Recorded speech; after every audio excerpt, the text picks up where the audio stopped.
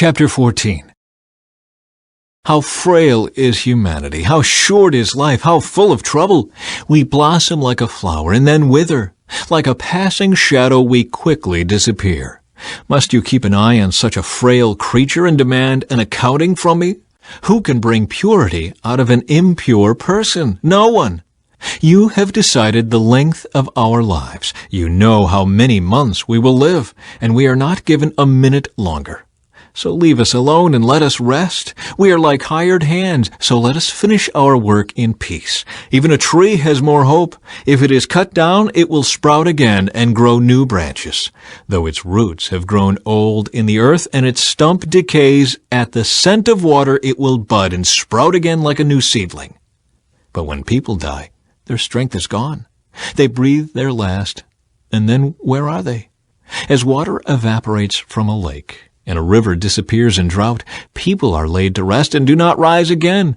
Until the heavens are no more, they will not wake up, nor be roused from their sleep. I wish you would hide me in the grave and forget me there until your anger has passed. But mark your calendar to think of me again. Can the dead live again? If so, this would give me hope through all my years of struggle, and I would eagerly await the release of death. You would call, and I would answer. And you would yearn for me, your handiwork.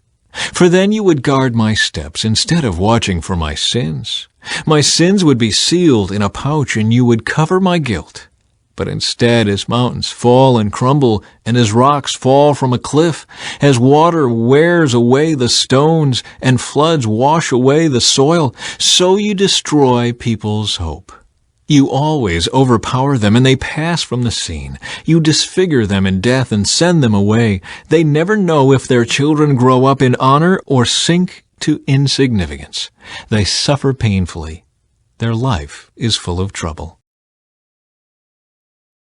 Chapter 15. Eliphaz's second response to Job. Then Eliphaz the Temanite replied, A wise man wouldn't answer with such empty talk. You are nothing but a windbag. The wise don't engage in empty chatter. What good are such words? Have you no fear of God, no reverence for him? Your sins are telling your mouth what to say. Your words are based on clever deception. Your own mouth condemns you, not I. Your own lips testify against you. Were you the first person ever born? Were you born before the hills were made? Were you listening at God's secret counsel? Do you have a monopoly on wisdom? What do you know that we don't? What do you understand that we do not? On our side are aged, gray-haired men, much older than your father. Is God's comfort too little for you? Is his gentle word not enough? What has taken away your reason? What has weakened your vision that you turn against God and say all these evil things? Can any mortal be pure? Can anyone born of a woman be just? Look, God does not even trust the angels. Even the heavens are not absolutely pure in his sight. How much less pure is a corrupt and sinful person with a thirst for wickedness? If you will listen, I will show you. I will answer you from my own experience, and it is confirmed by the reports of wise men who have heard the same thing from their fathers, from those to whom the land was given long before any foreigners arrived. The wicked writhe in pain throughout their lives. Years of trouble are stored up for the ruthless. The sound of terror rings in their ears, and even on good days they fear the attack of the destroyer. They dare not go out into the darkness for fear they will be murdered. They wander around saying, Where can I find bread? They know their day of destruction is near. That dark day terrifies them. They live in distress and anguish, like a king preparing for battle. For they shake their fists at God, defying the Almighty. Holding their strong shields, they defiantly charge against him. These wicked people are heavy and prosperous. Their waists bulge with fat. But their cities will be ruined. They will live in abandoned houses that are ready to tumble down. Their riches will not last, and their wealth will not endure. Their possessions will no longer spread across the horizon. They will not escape the darkness. The burning sun will wither their shoots, and the breath of God will destroy them. Let them no longer fool themselves by trusting in empty riches, for emptiness will be their only reward. Like trees, they will be cut down in the prime of life. Their branches will never again be green. They will be like a vine whose grapes are harvested too early, like an olive tree that loses its blossoms before the fruit can form. For the godless are barren. Their homes, enriched through bribery, will burn. They conceive trouble and give birth to evil. Their womb produces deceit. Chapter 16. Job's fifth speech. A response to Eliphaz. Then Job spoke again. I have heard all this before. What miserable comforters you are! Won't you ever stop blowing hot air? What makes you keep on talking? I could say the same things if you were in my place. I could spout off criticism and shake my head at you. But if it were me, I would encourage you. I would try to take away your grief. Instead, I suffer if I defend myself, and I suffer no less if I refuse to speak. O God, you have ground me down and devastated my family. As if to prove I have sinned, you've reduced me to skin and bones. My gaunt flesh testifies against me. God hates me and angrily tears me apart. He snaps his teeth at me and pierces me with his eyes. People jeer and laugh at me. They slap my cheek in contempt. A mob gathers against me. God has handed me over to sinners. He has tossed me into the hands of the wicked. I was living quietly until he shattered me. He took me by the neck and broke me in pieces. Then he set me up as his target, and now his archers surround me. His arrows pierce me without mercy. The ground is wet with my blood. Again and again he smashes against me, charging at me like a warrior. I wear burlap to show my grief. My pride lies in the dust. My eyes are red with weeping. Dark shadows circle my eyes. Yet I have done no wrong, and my prayer is pure. O earth, do not conceal my blood. Let it cry out on my behalf. Even now my witness is in heaven. My advocate is there on high. My friends scorn me, but I pour out my tears to God. I need someone to mediate between God and me, as a person mediates between friends. For soon I must go down that road from which I will never return. Chapter 17. Job continues to defend his innocence. My spirit is crushed, and my life is nearly snuffed out. The grave is ready to receive me. I am surrounded by mockers. I watch how bitterly they taunt me. You must defend my innocence, O God, since no one else will stand up for me. You have closed their minds to understanding, but do not let them triumph. They betray their friends for their own advantage, so let their children faint with hunger. God has made a mockery of me among the people. They spit in my face. My eyes are swollen with weeping, and I am but a shadow of my former self. The virtuous are horrified when they see me. The innocent rise up against the ungodly. The righteous keep moving forward, and those with clean hands become stronger and stronger. As for all of you, come back with a better argument, though I still won't find a wise man among you. My days are over. My hopes have disappeared. My heart's desires are broken. These men say that night is day. They claim that the darkness is light. What if I go to the grave and make my bed in darkness? What if I call the grave my father, and the maggot my mother or my sister? Where then is my hope? Can anyone find it? No, my hope will go down with me to the grave. We will rest together in the dust. Chapter 18. Bildad's second response to Job. Then Bildad the Shuhite replied, How long before you stop talking? Speak sense if you want us to answer. Do you think we are mere animals? Do you think we are stupid? You may tear out your hair in anger, but will that destroy the earth? Will it make the rocks tremble?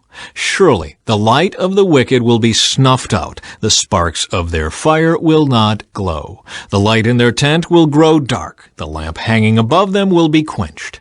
The confident stride of the wicked will be shortened. Their own schemes will be their downfall.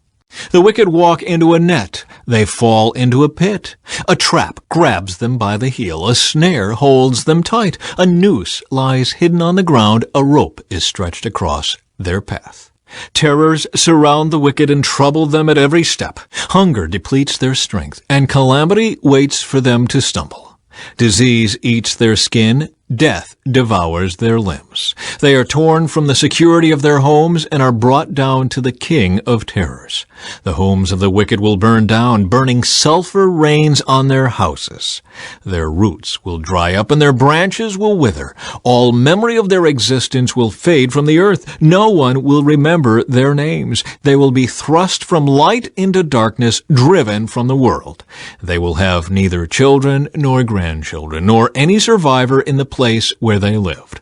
People in the West are appalled at their fate. People in the East are horrified. They will say, "This was the home of a wicked person, the place of one who rejected God."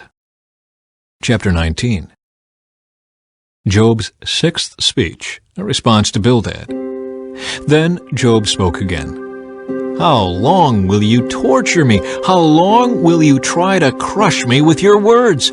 You have already insulted me 10 times. You should be ashamed of treating me so badly, even if I have sinned. That is my concern, not yours. You think you're better than I am, using my humiliation as evidence of my sin. But it is God who has wronged me, capturing me in his net. I cry out, 'Help!' but no one answers me. I protest, but there is no justice. God has blocked my way so I cannot move. He has plunged my path into darkness. He has stripped me of my honor and removed the crown from my head. He has demolished me on every side, and I am finished. He has uprooted my hope like a fallen tree. His fury burns against me. He counts me as an enemy. His troops advance. They build up roads to attack me. They camp all around my tent. My relatives stay far away, and my friends have turned against me. My family is gone, and my close friends have forgotten me. My servants and maids consider me a stranger. I am like a foreigner to them. When I call my servant, he doesn't come. I have to plead with him. My breath is repulsive to my wife. I am rejected by my own family. Even young children despise me. When I stand to speak, they turn their backs on me. My close friends detest me. Those I loved have turned against me. I have been reduced to skin and bones, and have escaped death by the skin of my teeth. Have mercy on me, my friends. Have mercy, for the hand of God has struck me. Must you also persecute me like God does? Haven't you chewed me up enough? Oh, that my words could be recorded. Oh, that they could be inscribed on a monument, carved with an iron chisel and filled with lead, engraved forever in the rock. But as for me, I know that my Redeemer lives, and he will stand upon the earth at last. And after my body has decayed, yet in my body I will see God. I will see him for myself. Yes, I will see him with my own eyes. I am overwhelmed at the thought. How dare you go on persecuting me, saying it's his own fault? You should fear punishment yourselves, for your attitude deserves punishment. Then you will know that there is indeed a judgment. Chapter 20. Zophar's second response to Job. Then Zophar the Naamathite replied, "I must reply, because I am greatly disturbed. I've had to endure your insults, but now my spirit prompts me to reply. Don't you realize that from the beginning of time, ever since people were first placed on the earth, the triumph of the wicked has been short-lived, and the joy of the godless has been only temporary? Though the pride of the godless reaches to the heavens and their heads touch the clouds, yet they will vanish forever, thrown away like their own dung. Those who knew them will ask, 'Where are they?' They will fade like a dream and not be found. They will vanish like a vision in the night. Those who once saw them will see them no more. Their families will never see them again. Their children will beg from the poor, for they must give back their stolen riches. Though they are young, their bones will lie in the dust. They enjoyed the sweet taste of wickedness, letting it melt under their tongue. They savored it, holding it long in their mouths. But suddenly the food in their bellies turns sour, a poisonous venom in their stomach. They will vomit the wealth they swallowed. God won't let them keep it down. They will suck the poison of cobras. The viper will kill them. They will never again enjoy streams of olive oil or rivers of milk and honey. They will give back everything they worked for. Their wealth will bring them no joy. For they oppressed the poor and left them destitute. They foreclosed on their homes. They were always greedy and never satisfied. Nothing remains of all the things they dreamed about. Nothing is left after they finish gorging themselves. Therefore, their prosperity will not endure. In the midst of plenty, they will run into trouble and be overcome by misery. May God give them a belly full of trouble. May God rain down his anger upon them. When they try to escape an iron weapon, a bronze-tipped arrow will pierce them. The arrow is pulled from their back, and the arrowhead glistens with blood. The terrors of death are upon them. Their treasures will be thrown into deepest darkness. A wildfire will devour their goods, consuming all they have left. The heavens will reveal their guilt, and the earth will testify against them. A flood will sweep away their house. God's anger will descend on them in torrents. This is the reward that God gives the wicked. It is the inheritance decreed by God.